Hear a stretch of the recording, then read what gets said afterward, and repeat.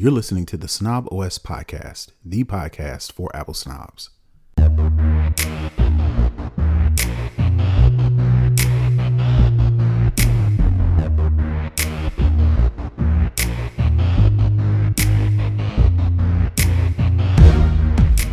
Yo, this is Terrance Gaines, aka Brother Tech. And this is Nica Montford, aka Tech Savvy Diva. And welcome back to the snobOS show, the show for Apple snobs, where we talk all things Apple and then some. We are back with another episode of the snobOS show. This is episode 311 of the snobOS show. And before we get started, I need you to do two things. If you're listening to us on Apple Podcasts, continue doing your thing. Just drop us a review, rate us 5 stars, drop a review. I love the show. Keep doing your thing on Apple. We are also now on Spotify, and we're also trying to grow our engagement on YouTube. So for Spotify and YouTube, I need you to listen or watch, because on Spotify and YouTube, you can now watch us or listen to us in traditional podcast format. So I need you to watch and or listen on Spotify and YouTube and do the typical YouTube stuff. Like, subscribe, comment. Same thing with Spotify. If you're listening to us on Spotify, leave a comment, rate the show. We're trying to get our analytics up on both Spotify and YouTube so we can monetize, so we can bring in a little bit more $1 bills. Yeah. So we can bring you even more content. So those are the things I need you to do. Listen on Apple, listen and or watch on Spotify and YouTube, and show some engagement. Click a like, subscribe, do all of the things. So the second thing I need you to do is, as per usual, go to patreon.com/snoboscast. Become a snobist. You'll get to listen to the show early, get to listen to it live, and you'll get some exclusive content you will not hear or watch or see is better, or see on this show. All right. Having said that, we're going to move into the lowdown where we talk all things Apple. So this first story, speaking of Spotify, Meta, Spotify, and others launch a coalition against Apple and Google. So I'm just going to read this byline here. New lobbying group formed by Meta, Spotify, and Match Group is challenging Apple and Google's role in the mobile app ecosystem, arguing the company should bear legal responsibility. That's important. Legal responsibility for verifying users' ages and accusing them of anti-competitive business practices that disadvantage developers. So to summarize, Spotify, this Match company, Meta is all claiming that, number one, Apple and Google should be responsible for verifying users' ages before they go on to social media platforms like Facebook, Meta, Instagram, all these other places. They want the device manufacturers to bear the responsibility of verifying their users before they go to these social media platforms. That's the first thing that they want to do. Two, the second thing they want to do is cut into Apple and Google's stronghold of their own ecosystems, and are putting out campaigns saying that Apple and Google's lock on these app stores, these app ecosystems, are anti-competitive and they're bad for developers. So those are the two things that this coalition that Meta and Spotify and others have created, because they want to push the responsibility of age verification on Apple and Google, and they want them to be nicer in the Apple ecosystem. So what say you about this coalition? So it's funny that these other 3 large corporations, Meta being one of the largest ones, are trying to form a coalition and challenge anything. That's laughable. But I have to say, I'm a little confused at what the expectation is of them having the device do the age verification when it's not actually, when the user has the decision to decide whether to download someone's app or not. And not just that. It's not, there's not a age restriction for buying an iPhone. for buying a phone, for Mm-hmm. owning a phone. Anybody can Mm-hmm. own a phone. Mm-hmm. So it seems like they are trying to basically shirk their responsibility for the content that's on their apps by Mm-hmm. saying you have to hold the hardware manufacturer Mm-hmm. responsible for the software applications that Mm-hmm. aren't native Mm-mm. to the phone. Mm-mm. So that's weird. And I don't think they're going to have very much luck with that, because if that's the case, then why have what the end user license agreements for all these apps? If you're going to have a license agreement for the user, Mm-hmm. then how does that work? How do you have a license agreement for your app, but you're requiring the device to basically hold some of that responsibility? Are you Yeah. able to siphon off and slice out different pieces of the license agreement, or are you just focused on only covering in the license agreements the things that benefit you, the things that Well, you want to slide in? this age verification thing is only going to get more intense. There are states right now that are trying to force social media platforms to age verify. We've Mhm. talked about it before. You know, the porn sites Mhm. are in the middle of trying to figure out, all right, who should be responsible for the age verification. Again, you make a good point. It's like, why are you making the hardware manufacturers responsible for age verification for software when, one, like we mentioned, it's not, there's no age restriction to buy an iPhone, and two, the end user is using the phone as just a conduit to access your platform. The user is That's making the decision whether right. to get the app and use it or not. That has nothing to do Exactly. with hardware. And it has nothing to do with hardware, because I can go drop the iPhone, pick up a Google, and get on Facebook too.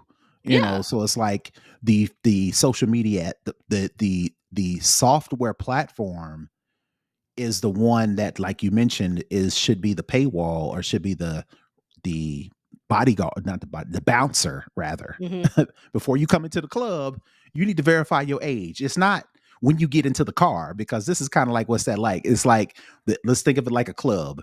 The club doesn't want to age verify anybody, right? What Mhm. they want to do is blame and force the car manufacturers That drives them to the club, or to the bus age that takes them to the club. right, to age verify before they get into the car, before they get to the club. That makes no sense. That makes no sense. So, yeah, that's why when you're talking, I was like, how can they try how do you even enforce that? I don't even know if you can. I Uh, well, I don't know. I guess the only argument I can think of is like, if users with an iPhone or an Apple ID or Google, or with the Google ID or whatever they call it, they have to be a certain age. They have to agree to certain things in order to get the email or get the account set up, right? And I think with Apple, I think you got to be, well, you don't, because you got kids with iPhones Mhm. and you can lock it down and all those things, right? And you have the So, family share plan. So it to me, it would seem like the software provider would still have to do something. They would still have to talk to Apple to say our device is only for, say, 13 and up. So mhm, when you sign in with your Apple ID, you put your age on there, and then it doesn't allow you to download it. yeah, That's about the only way, but there still has to be some communication between the software and the and hardware.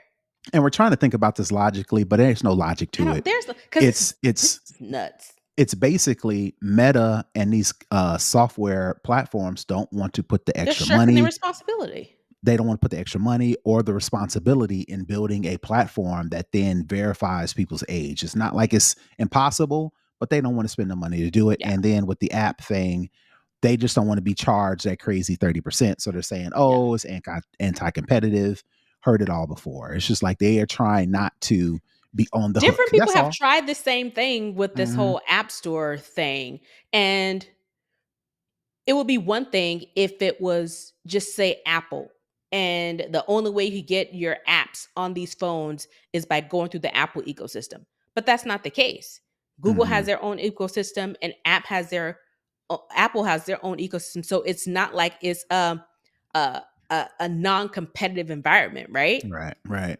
It Hmm. is competitive, and you don't have to go to rely on one source solely for this. You have options. If I don't want to be on an iPhone, I can get an Android, or I could get a Pixel, or I could get whatever, whoever else has phones out there. I Hmm. have options on what I can choose as a user, so it's not like it's, this one app store is holding all the cards. No, Right. I think this is busy work for their attorneys. Yeah. They're just trying to drum up fan base for what they're trying to do. All right, Yeah. so moving on to the next story, Google AI on iPhones. I put this a Okay. question mark because it seems like that's something Apple wouldn't do. But I mean, you've got Chat GPT, you've got a couple other things that you can access. Well, just Chat GPT. As close to being built into the OS as possible without actually being built into the OS. But it looks like Google wants to be the next one because, according to the story, Google is close to striking a deal with Apple to integrate Gemini into the iPhone. During the search monopoly trial on Wednesday, Google CEO Sundar Pichai, I hope I said his name right, I think confirmed the company expects to strike a Gemini deal with Apple by the middle of this year and suggested it would roll out by the end of 2025. So, what are your takes on Apple and Google possibly working together to get Gemini, another possibly competitive AI to Apple Intelligence on an iPhone? I'm not too surprised, because I think when we first heard about Apple Intelligence and they talked about the different types of integrations and the different levels of security. So, you're doing your on device searches. If you don't find what you want on your on device search with Apple Intelligence, you can ask it to use another AI system to do that same thing. And I think, if I'm not mistaken, when this first came out, it was initially understood that they were starting with open AI, with other AI tools to follow. So I just think they're using Chat GPT, and the next is to bring on Google Gemini. And it's going to get to the point where when you ask Homegirl something, and she doesn't give you the answer you want, you can say, well, what do I want to use? Do I want to use OpenAI? Do I want to use eventually probably Claude? Do I want to use Llama? Do I want to use Chat GPT? And you'll have a list of other Hmm. large language model tools that you can select from to use. Yeah, This is just the next iteration of that. yeah, I think Apple's stalling. To be honest, I think they're stalling. Apple Intelligence. I'm pretty sure they did not want to integrate Chat GPT at the level that is currently integrated. Yeah. I'm pretty sure they don't really want to integrate Gemini. But what else? What other Their options do backs you? against the wall at this point. Yeah, yeah, yeah, yeah. Either come on with the come on, or you're going to have to let more partners in, like Gemini. I thought Copilot, Microsoft Copilot, would Hmm. be the second one up past OpenAI because OpenAI is just popular. But Yeah. past that, Apple and Microsoft has had a working relationship in the past. So I'm surprised Gemini is as unofficially jumped the line. Well, I think they're the furthest probably along. I know that um Gemini had some issues initially when it was supposed to come out. Remember, it was called something else. I forgot what it was Hmm. called initially. And then it was like, ooh, this is bad. We're not just gonna fix it, we're just gonna give it a whole new name. And then they've been iterating over Gemini over the course of the last year or so. And they make it improved it and made it better, and made it better, and made it better. And now they're to a point where we're in a good space with Gemini that we can now share it with the world. Yeah, and the fact that Google is the default search engine for iPhones, so it's not far fetched Yeah. to believe that Apple would strike another deal with Google. Yeah. Maybe not as similar as Google search, but it's not unheard of. Yeah. They already have that relationship. All right, all right. So moving on to the next story, the iPhone Air. And again, we don't do rumors, so we really haven't talked about the iPhone Air, but there was a story that brought up a good case, and I wanted to get your take. An ultra slim iPhone is a nice to have in the current form factor, but it's an absolute necessity for another step in the company's plans, i.e., a foldable iPhone. So if you think about it, the rumors for the iPhone Air is that it's supposed to be the thinnest iPhone we've ever seen. Mhm. Super thin, like will this break type Yeah. thin, right?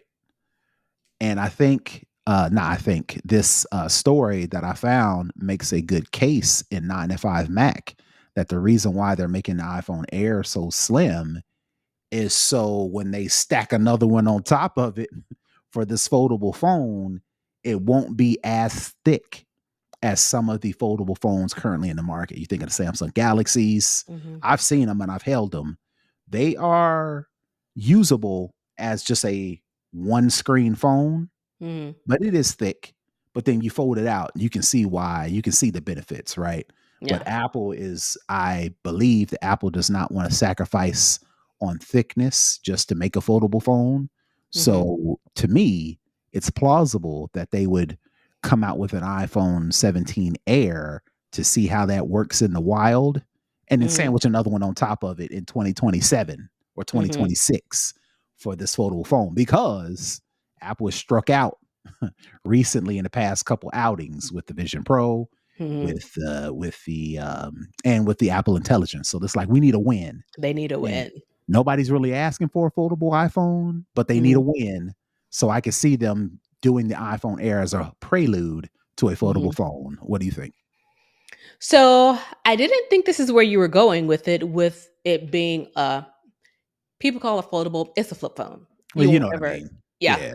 Yeah. So my thought when you were talking about, how thin it was and, the potential of it bending, my thought automatically went to maybe this is the first step into them actually having a foldable phone. If it's this thin and they're able to manipulate it like an actual foldable phone, not necessarily a flip, They're but not actual doing that. foldable. Nick, I'm letting you know they're not doing that.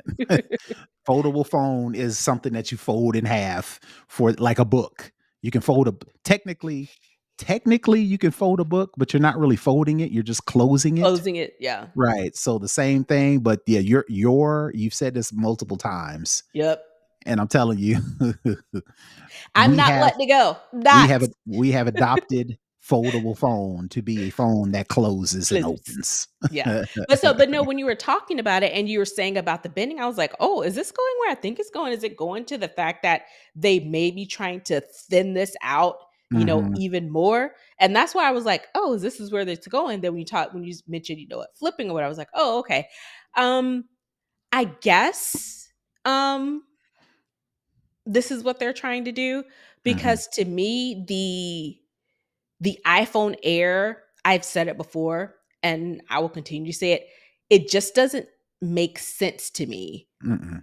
to have it so thin that you can't even have a regular size chip in it. Mhm. You are going to lose some of the functionality Mhm. around the connectivity issues, Mhm. meaning your Wi-Fi antennas, the way it's able to communicate, because with it being that thin, Mhm. some of the hardware that you need to do some of the functionality that we've come to expect from an iPhone, you're not Mhm. going to be able to do it Mhm. because the phone is going to be so thin. You Mhm. think about the battery life. What kind of battery life can this thing have? Because Mhm. how big can the battery actually be? Unless Apple has a battery team, Mhm. I don't trust that so much because we've seen what happened with the Air Power Mat and their whole, attempts at this battery type situation. It just really, I guess, this foldable idea makes the most sense why they are moving forward if this iPhone Air is truly a thing that we can expect to happen, because otherwise it doesn't make sense to have this Air. Now, if they do it where it's foldable, then sure, you're able to run more hardware Mhm. around a bigger surface. You're Mhm. able to have maybe not a thicker battery, but a wider It's got battery. 2. It's got 2. Yeah. One on both So, sides. yeah, so it's one of those things where you can kind of, make the case for that. And that really, I guess that's the most plausible explanation why even go with an iPhone Air if people are going to be afraid to drop it in their purse or put it in their Mhm. pocket because you move the wrong way a little bit, things bent. So this to me seems like, I guess, a plausible explanation as to why they're doing this Air phone. Yeah, I haven't done any research. I haven't looked into the iPhone Air, but if it's what you say, to where they're going to have to sacrifice from some functionality in order to make it so thin, that makes sense because they know coming behind it Hmm. is an iPhone Air on top of an iPhone Air, which is going to, like you mentioned, give it more surface. Air 2. Right. It's going to be the iPhone Fold or iPhone whatever, and typically, Yeah. and it's just going to be two iPhone Airs sandwiched and Together. connected with a bendable Hinge. screen. Yeah. All right. All right. So let me ask this: would you Mhm. buy a fold? No. Let me just no. No. um. I want a real foldable phone. I don't Right. want a hinge phone. I don't want Right. a flip phone. I want the phone that I saw on the TV show I've mentioned before with Halle Berry and Extant. When I think of a foldable phone, the Hmm. phone they had on that show, that's what I think about, not a Yeah. flip phone. And I've given, who was it, Samsung, so much shit about their flip phone, their Hmm. foldable phone. And plus, I don't like the way it looks when it's out. And Hmm. I've seen people with them, and that crease of the screen part in that crease, because Hmm. it has to be made out of a malleable material because it Hmm. has to close. You can Hmm. see it kind of bubble and ridge, and it just doesn't look neat. And that's not what I've come to expect from iPhone. I've come to expect neatness, sleekness, refined, and that little kind of bubbling, rippling, small piece of the screen in the middle. I don't want Hmm. that in my life. Um, I would consider it only if it is as thin and as sleek as this. This is my 16 Pro Max, and this is pretty thin. Mm-hmm. A foldable phone has to be this thick. It can't be any thicker than this, and it has to be the same screen size Mm-hmm. as a, Pro Max or whatever. And what I mean by that is the Samsung foldable phones, the one screen that you use it like a regular smartphone is It's smaller. thick Well, it's thick on top of that, mm. and the screen in itself. size, yeah, the screen resolution, the screen real estate rather, is Mm. smaller than your standard run of the mill iPhone Plus, iPhone Max. So I Yeah. would want this same phone thinner, but when it works like a traditional one screen phone until I open it up and I get all this extra stuff. Right now, Yeah. Samsung's close, but they're not quite there because, like you mentioned, the fold is still super noticeable. Mm-hmm. And I've seen people with Galaxy Folds who've had their phone for 2 years. It's not, if you don't keep it in perfect, pristine condition, it looks Worn. old. Yeah. And yeah, that's even a better word. It looks worn when you've had that phone for a couple years. And again, I only keep my phones a year or so, but at the same time, I don't want 6 months. It looks like an old clanky phone because Mm-hmm. I didn't did this 50 million thousand times and it don't look the And same with as when these I bought it. tariffs, we don't know, the next phone might be $3,000. Yeah, So right, right. So definitely, if it costs that much for an iPhone fold, I am out. All right, all right. So that's going to do it for the lowdown. We're going to move into second string where we talk tech in general. And what do you think about AI with First Amendment rights? What's your take on that? I just wanted to throw it out there before we get into the context. What is your thoughts on AI having free speech? Think of chatbot. AI, Think of yeah, chatbots. Think of interacting with Gemini or whatever. This, if they say something sideways, do they have free speech? What do you think? these chatbots aren't sentient. Um, and so that gives me one, for pause, and Hmm. two, again, these chatbots are created by people. Hmm. They are created by data sets that people create. Hmm. So giving it a pass is, I think it sets a bad precedent because we don't know where this technology is eventually going to go. And if you set it up originally to say, you know what? you know what, let's make sure that you know, sure, let's do this. But then Right. down the line, it's like, wait a minute, we probably made a mistake. I think that when it comes to technology that's on the newer side of things, I don't know if I feel comfortable making that type of decision. I don't know. We'll get into it. I don't know who's making these decisions, but it needs to be a consortium of people from different sectors because there are things to consider and things to think about that me as a user or someone who creates things, I wouldn't even take into account. So you know what? I'm not sure. There still needs to be some responsibility around this technology because of the fact that some people are using Chat GPT as their therapist. Hmm. And Hmm. so, again, these are man made created technologies, and there needs to be some responsibility um, around keeping people safe as they use, especially in the chat bot arena, because if they're dishing out information, dishing out um, thoughts and suggestions on some complex topics, there needs to be protections around it. All right. Well, so let me give you the context.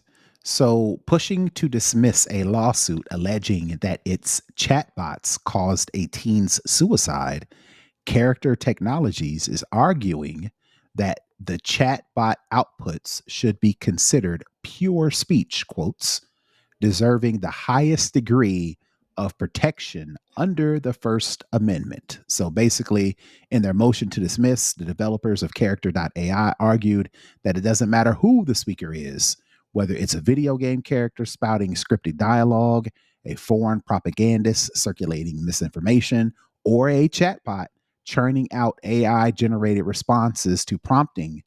Courts protect listeners' rights to access that speech, accusing the mother accusing the mother of the departed teen, Megan Garcia, of attempting to insert this court into the conversations of millions of chat or character AI users and supposedly endeavoring to shut down character.ai. The chatbot maker argued that the First Amendment bars all of her claims. So basically, what's happening is character AI has been brought up in a lawsuit from a mother who, according to the mother, the character AI chatbot influenced, caused. I think we talked about this, right? Right, right.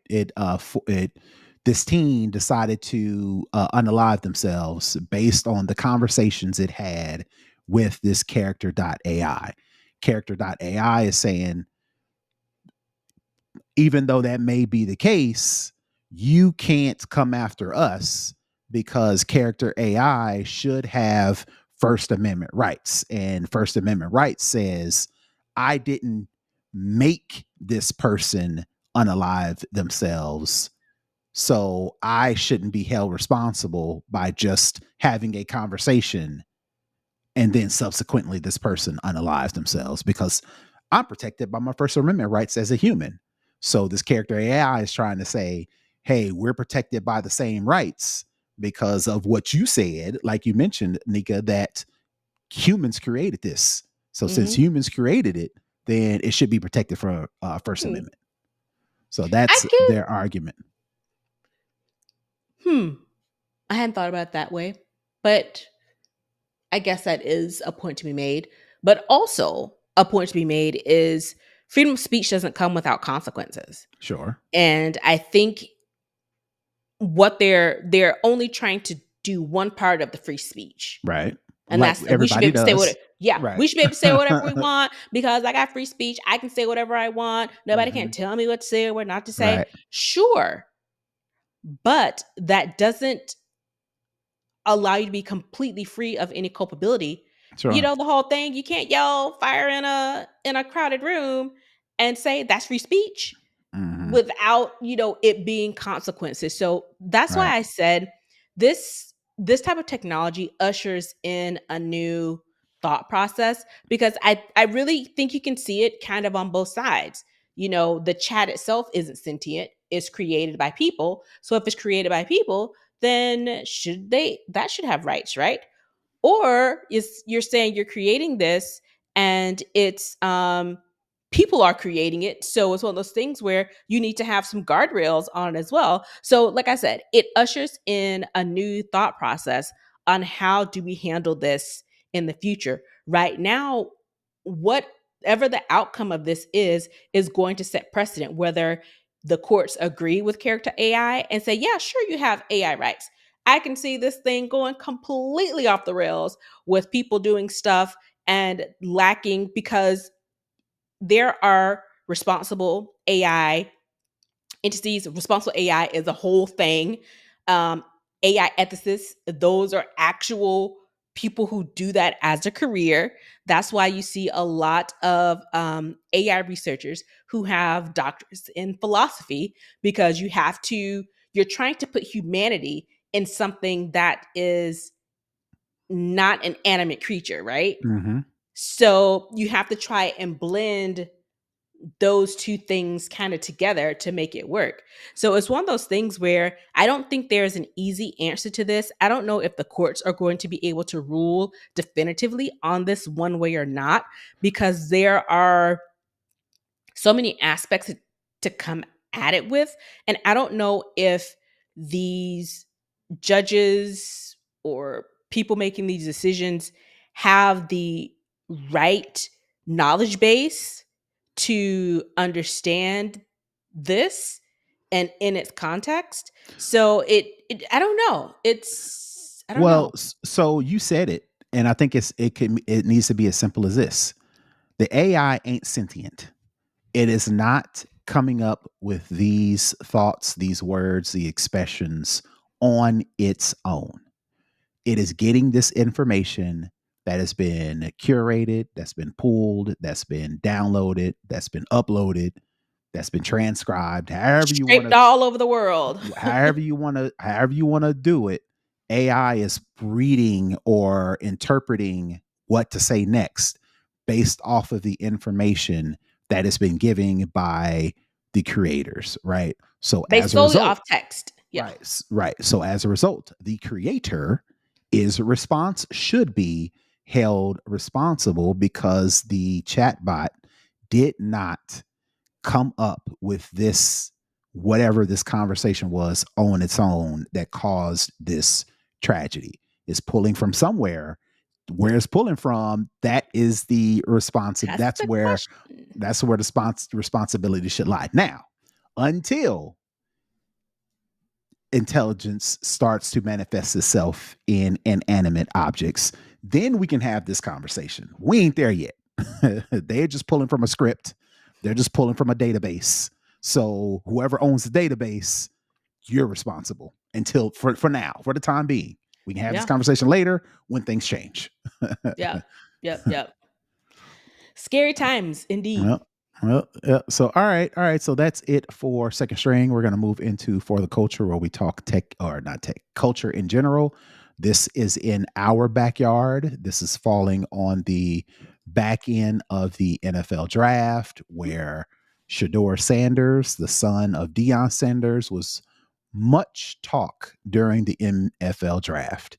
He Mm-hmm. didn't go the first round, second round, third round, fourth round. I think he went the fifth round, Fifth. and he went to the Cleveland Browns, Mm-hmm. which is a graveyard for quarterbacks. Mm. They already have. So, They're already like five deep. right, and they Cleveland Browns have been the poster child for problematic quarterbacks. Yeah. So jury's out on whether or not Shadeur can change that, or if he's just too far on the depth chart to even Make an impact. make the impact in the first 2 or 3 or 4 years of his season. Yeah. So there's arguments to be made that the NFL conspired. There are arguments to be made that everybody said, "Oh, this kid needs to be humbled. He's only up here because who his father is." Yada yada yada. I ain't even arguing.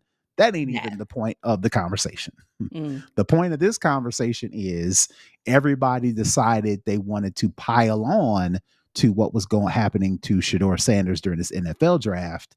Mm. And the Atlanta Falcons somehow got involved, and the league, the NFL, has fined the Falcons organization and defensive coordinator Jeff Ulbrich Mhm. individually for the information breach related to prank calling NFL draft candidate Shadeur Sanders.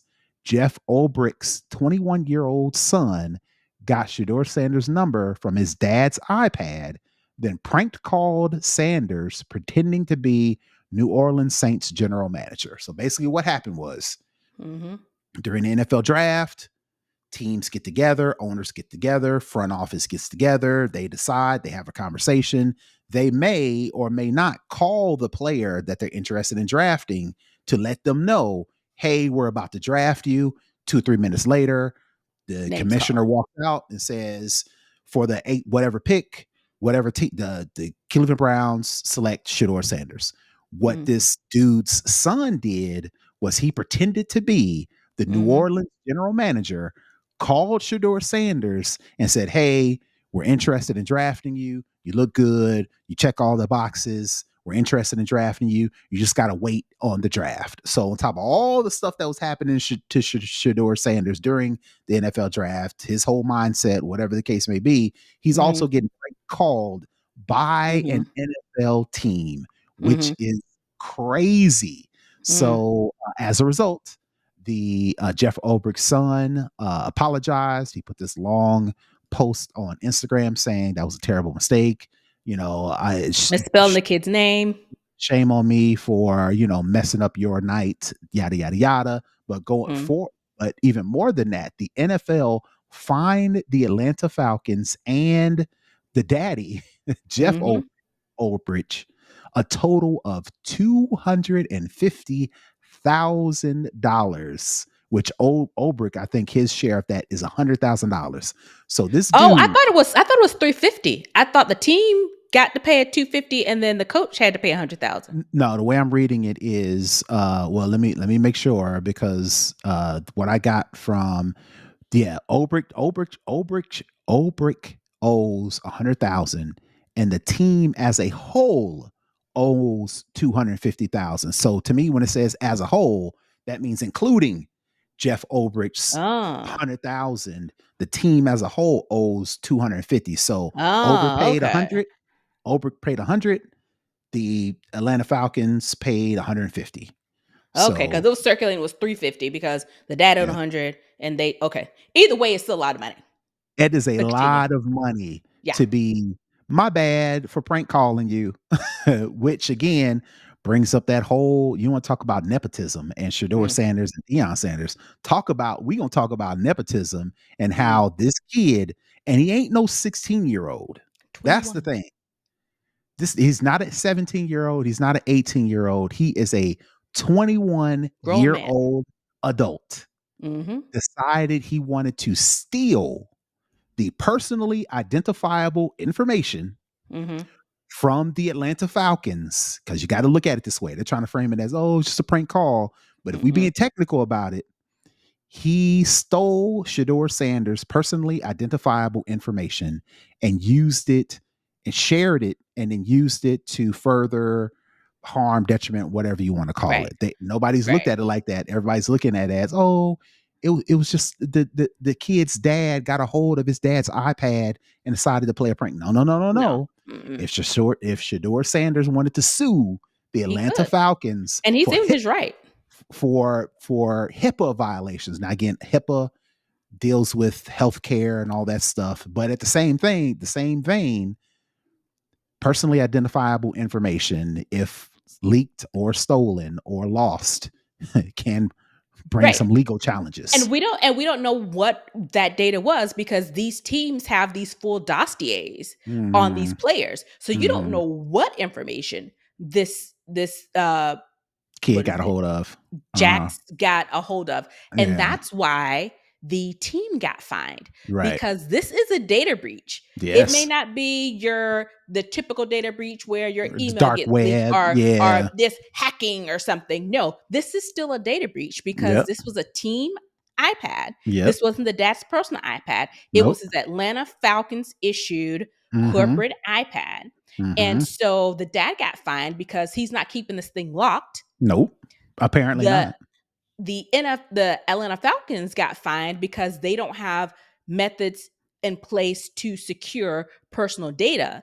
And the Mm-hmm. third thing is this phone number that this Jax got was solely for the draft. Mm-hmm. That's why he was confused because the only people who Who had had this it? phone numbers Right. were the 32 teams in the NFL. Mm-hmm.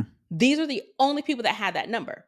So you know that it had to come from that because initially they were saying that it was the New York Giants general manager's daughter because Jax and the other young man that actually, because Jax didn't make the phone call, his friend made it, Mm-hmm. and they videoed it and they posted it online.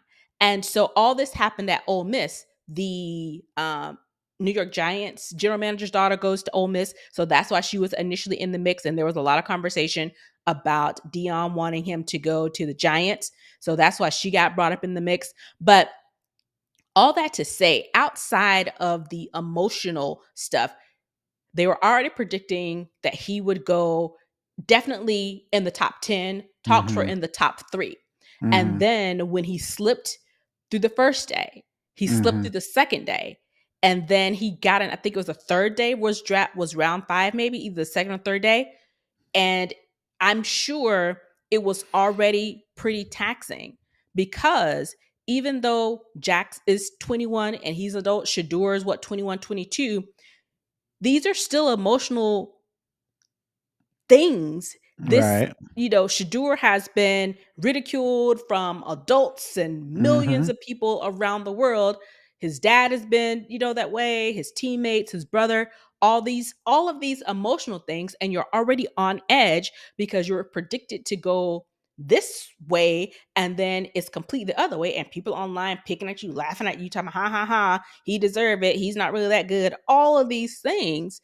And now you have someone who thinks, and I think in the statement he was like, it was unplanned. How was it unplanned for you to go home? You don't live in Right. Atlanta, you Right. live in Mississippi. You go through your dad's iPad, you get the number, you take it back with you, you wait until the Mm-hmm. draft happens, Right. then you call, then you record it, and you post it. There is nothing not planned about this. This whole thing was unplanned, and it reeks of, I'm a rich white dude and I can do what I want and nothing's going to happen to me. And the sad thing is, nothing is going to happen to this Jax Right. And that's what fella. I was saying about the nepotism. It's like Yeah. they've got that much money to Yeah. where this kid was like, I mean, my bad. My dad'll pay Oopsies. Yeah. it. That to me, that is the epitome of nepotism Now versus listen, should. if I cost my parents $100,000 and then their job $150,000, Right. you, I mean, am I still on Earth? Am I still Right. here? Have I gone to the astral plane? Because one, this is a Yeah. lot of money for parents to come off of, and two, just the sheer embarrassment and the fact that his dad hasn't lost his job Well, says a lot. according to them, they say Jeff Ulbrich was unaware of the data exposure or any facets of the prank and was made aware of the above only after the fact. That doesn't Uh, change a thing. yeah. That's still how he got the information, right? He wasn't keeping it locked. Obviously, he wasn't securing it. hmm Just had the iPad, whether it was on the couch or somewhere, even if it I'm was in his office or something. I'm The pretty kid has sure. free range of his home, right? Yeah, and I'm pretty sure the son came up with an excuse as To to have to use why his he dad needed iPad. to use his iPad because that goes again that corroborates the idea that this was planned because Yeah, I'm pretty sure the son drafted this whole plan. You see it on a movie to where they yeah. pretend like they need. Oh, I need to get a look in something real quick, and you My unlock the iPad's phone. dead. Yeah, yeah, yeah, I yeah, can't yeah, get yeah. to my, yeah. That's exactly what happened, and then the I need to plan check was my grades. yeah, yeah, yeah. And then the plan was in motion. So Yeah. yeah, it's a shame that $250,000 sounds like a lot of money, but I'm pretty sure the Falcons are going to put it up even Jeff Olbricht's part, even though they say they're going to fine him 100,000. I'm pretty sure They're gonna pay it that's off. going to get some subsidized somehow, and it's going to be business as usual. Nothing's gonna Unfortunately, happen to anybody except for the person that was wronged, and they expect him just to take it on the chin because the other thing he's a is laughing what stock. about Yeah. yeah, and what about last year it was Cooper DeJean or somebody who Mm-hmm. got pranked, somebody else got pranked, and I was like, that sucks. And it did get attention at the time, should have gotten more, sure. But you have one of the most popular football players. Nobody's even talking about the number one picked, and he was a quarterback. Nobody's really even talking about him. But the biggest difference between these other people getting prank called is that the way the information was sourced. Mm-hmm. That's the sticking point All of right. why it's even more of a news story. It was already a news story because everything that happened with Shadeur, but it adds another layer, an actual serious layer, when you think about the data breach that happened and the whole scheme that was put into place for this to even to get where it is. So, and it's like I said, sad thing is nothing's going to happen to this kid. He's going to keep going to college. They aren't going to kick him out. He's going to go Mm-hmm. on to probably even get some sort of job In the with some NFL, NFL team. he'll be a general manager in the NFL. Yep. This is starting him in the pipeline to, they probably already started grooming him to get into this. So yeah, he already probably he's 21, so he probably graduates this year. He probably already had a front office job lined up, Mm-hmm. Mm-hmm. and he's still gonna Mm-hmm. get it. He They're be not all gonna right. stop him. Yep, he's gonna be fine. He be all right. All Yeah. right. So that's it for the culture. We're going to move into the hookup. And if you need a tip, if you are concerned that people might try to hack you into your phone after it's been stolen, you might want to restrict control center access while the phone is locked. And let me explain why. For thieves, if they get your phone, the first thing they want to do is sever the connection between the phone, the owner, and Apple, the manufacturer. The best way they can do that is turn off the internet, turn Mm-hmm. off the Wi-Fi, turn off Bluetooth, Mm-hmm. and by extension, turn off Apple's location services that run in the background, even if the phone's turned off, even if the battery's dead, and even if the screen is locked. So, what they're trying to do is, real quick, they want to disable, sever that connection so they can take their time and try to hack into the phone Mm-hmm. before the authorities show up Anybody wise. or the owner shows up because they tracked it on Find My Phone, right? Yeah. They're trying to buy them some time. So the thieves want to sever that connection. The quickest way for them to do that is to turn on airplane mode. When you turn on airplane mode on your phone, it severs cellular, it severs Wi-Fi, it severs Bluetooth, and it severs Apple's location tracking service. The same stuff that's in the AirTags, right? Mm-hmm. Um, the quickest way for them to do that is turn on airplane mode. The quickest way for them to turn on airplane mode is to get into your control center and tap the airplane mode button. Mm-hmm. So my tip for the week is turn off control center access while the phone is locked. If you turn off control center access while the phone is locked, they can't swipe down to reveal the control center while the phone is locked. So how you do that is you go into settings, you go into Face ID and passcode, and then scroll down to under allow access when locked. You want to disable the control center. When you do that, the only way you can access the control center to turn on and off airplane mode is if the phone is unlocked.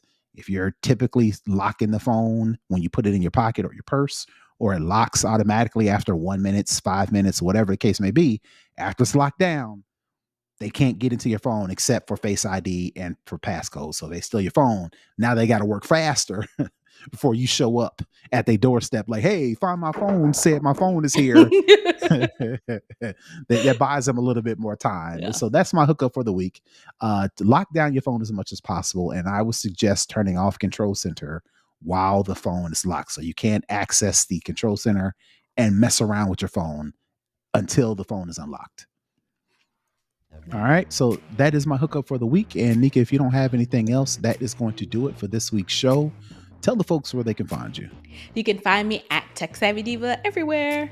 All right. And you can find me all over the internet at Brother Tech. That's BROTHATECH.